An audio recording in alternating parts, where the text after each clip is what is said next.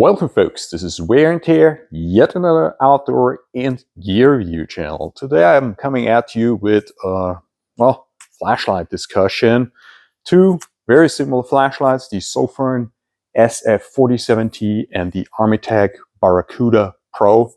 Barracuda, awesome name. Sofirn, well, this is a great budget brand for flashlights. High quality flashlights for a budget price. Although the prices have gone up a little bit because, they have gained a very good reputation and their lights just perform great. Now, what is the difference between a Sofirn flashlight of a similar size and an Armytek flashlight? This one is powered by the larger 21700 lithium-ion cells, two pieces, in a row. This one is powered by 18650s, so those classic lithium-ion cells.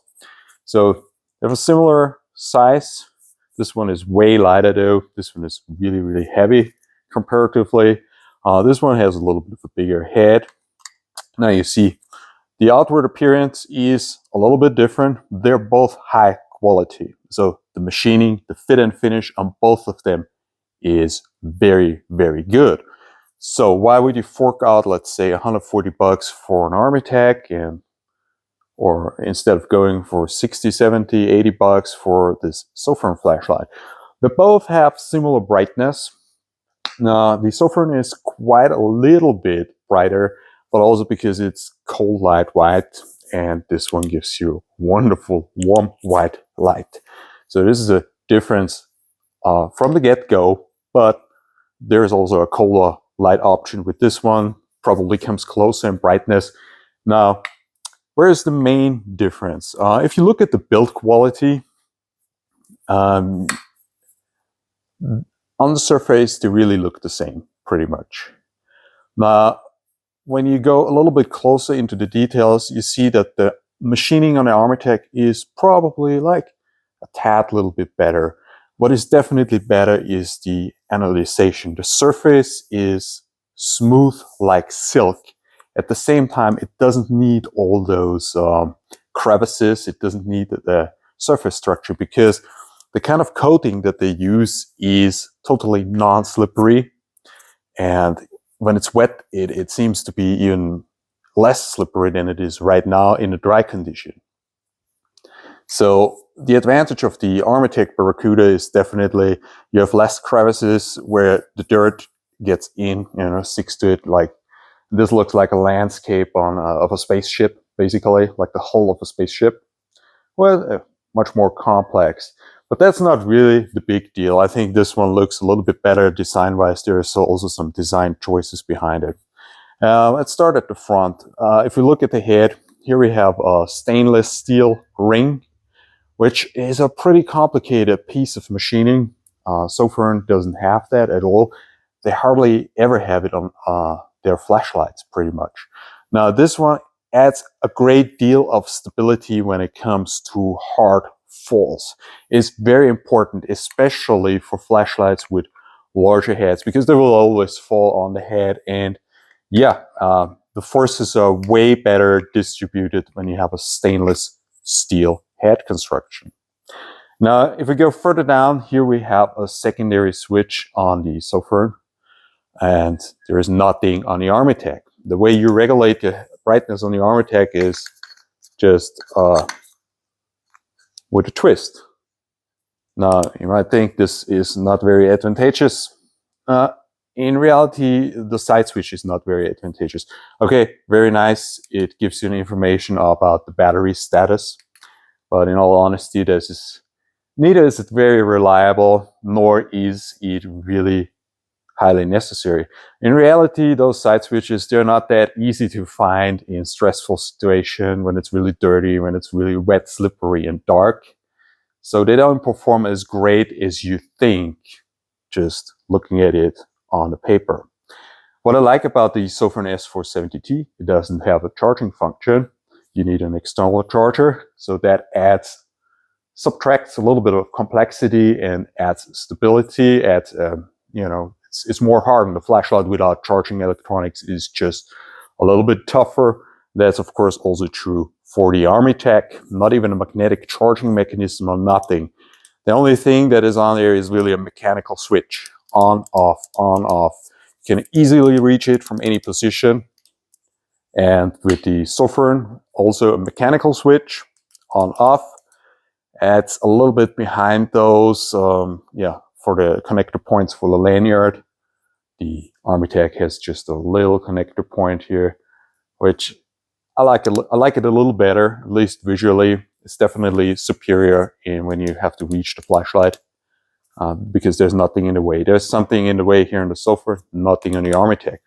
Now, the Armytek design philosophy is to build flashlights that are much more hardened, much more utilitarian. So the Armytek has the electronic compartment in resin. That resin is shock absorbing. That's why they can tell you, okay, it's not a problem if you drop this flashlight 7 or 10 meters. And because the electronics is in resin, so nothing can move in there. I think it also adds to heat dissipation. It just enhances it. Also, the Armytek has something that I just love. It has double O-rings, okay? That means with the Armytek, you can actually go snorkeling. I have done that in the past. This type of build, you can go snorkeling. You probably even could go diving. It has double O-rings on any possible ingress point for water. This makes it absolutely excellent. So these flashlights, they are water resistant to the highest degree. Only an actual dive light could surpass them in that department. And they are drop resistant like no other flashlight that I know. They are absolutely drop resistant. Now, the Sofirn doesn't have those specifications. It's water resistant. You could also probably snorkel with that thing, but yeah, it's just not rated for it. It has a singular O-ring.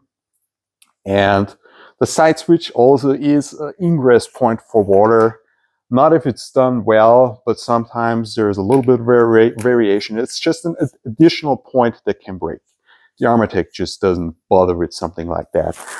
So generally speaking, when you have those two, like with those two companies, Armytek builds very utilitarian, very purpose-driven lights, lights that are for professional hard use like police, like military.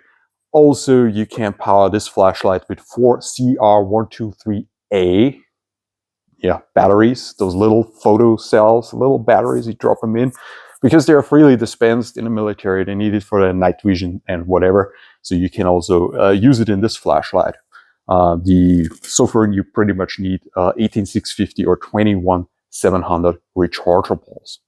Now, generally speaking, Sofirn is more for the consumer market. Like one flashlight that I have is, and it's excellent, is the Sofirn ST32 single 18650 flash, 18650 battery. Switch on the rear that is an electronic rear switch. Excellent flashlight. I don't know of any offer like that from Armytek. Very practical, great during my night shifts as well. However, it just is not as hardened as our Armytek. Also, Armytek's come with a 10 years warranty.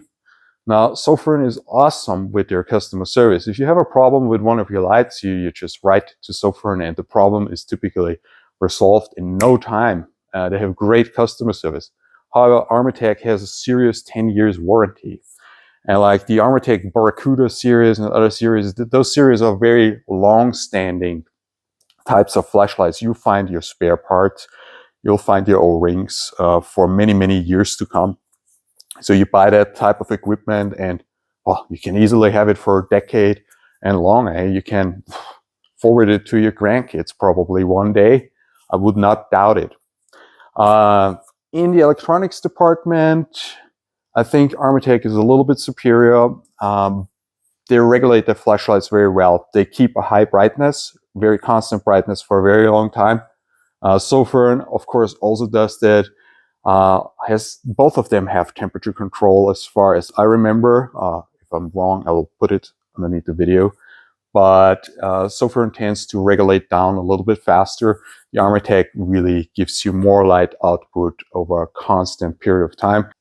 So you definitely get a lot of extras with the Armytek that you just do not get with Sofirn or other budget offerings. This is budget and it's absolutely excellent, a wonderful light. This is premium, and there is a little bit more that you get for your money, and that little bit more might be absolutely critical if you're a professional flashlight user, if you really go into hard use situations, into the outdoors. If the stuff needs to be, I mean, Sofirn is reliable, but if the stuff is just tortured a little bit more, okay? So you would go with Armytek. Now, not every big flashlight brand offers this level of quality. Olight is not an Armytek, and Nightcore is not an Armytek. Yeah, Phoenix, perhaps, in the ballpark, but Armytek is standing on its own. A Surefire is probably similar to Armytek in what it can take mechanically, but Surefire is electronically in brightness and LED selection it's just not there, unless I'm completely mistaken and they have really upped their game in the last year or something like that. So yeah, you get a lot for your money, but this still might be the right choice for your needs. Both are awesome flashlights. Now let's go enjoy some testing, some outdoor shots. I will go a lot. I will take this one outdoors this year a lot. I'll also take it snorkeling. Right now it's a little bit too cold and I'm just too soft. I'm not Joe X who jumps into the ice water in wintertime, so forgive me. So this is the Armytek. You can see a bridge in the distance. Let's compare it to the Sofirn S47T. Yeah, goes quite a bit farther, more focused hotspot. But as usual, the warm bright light is much more pleasant outdoors, reveals more details. You can see much more of the bridge. You can see the whole bridge with the Armytek.